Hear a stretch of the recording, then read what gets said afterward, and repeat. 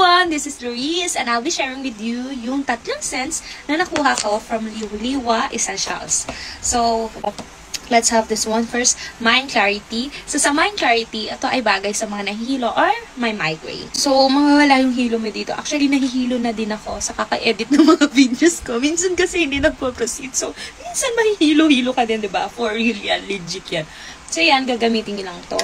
Next naman is the violet one is anti-anxiety. So, sa anti-anxiety naman, syempre sa word na to, di ba? Mawawala yung stress nyo and anxiety nyo. But on top of this one, if you're going to use this, first, you need to pray kapag anxious ka na and marami ka iniisip. You need to surrender it to God and pray, of course, di ba? And then, you can use this na. Lavender scent. Yan. So, ginagamit ko to bago matulog kasi nakakatulong din siya para makapag-relax ka din before sleeping.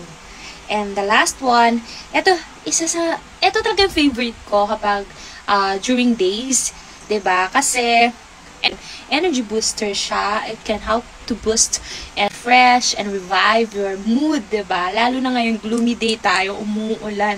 Lalo pag hapon, siesta na, tapos uulan pa. Naku, nakakaantok talaga, 'di ba? Sino nakaka-relate dyan? Okay, tayong lahat. Wow, dinamay ko kayo. Ako lang pala. So, ayun nga. So, see-through scent siya. So, nakaka-boost talaga siya ng energy and nakakatulong na ma-renew yung mood mo. Diba? Hindi natin afford na magtamad-tamad, lalo sa panahon ngayon. Okay? So, we work smart. And, on top of this essentials, syempre, kailangan din natin uminom ng water. Yan, mag-exercise, ma-pray, pray. Yan yung talagang kailangan natin, diba? Prayer din.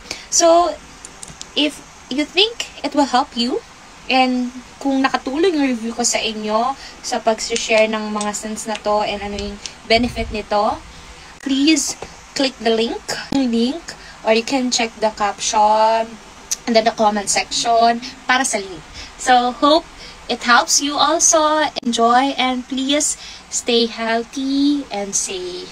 You can follow my TikTok account. It's Ann Louise, ayan. FB ko naman, Louise Branyola. And IG account is Louise Ann.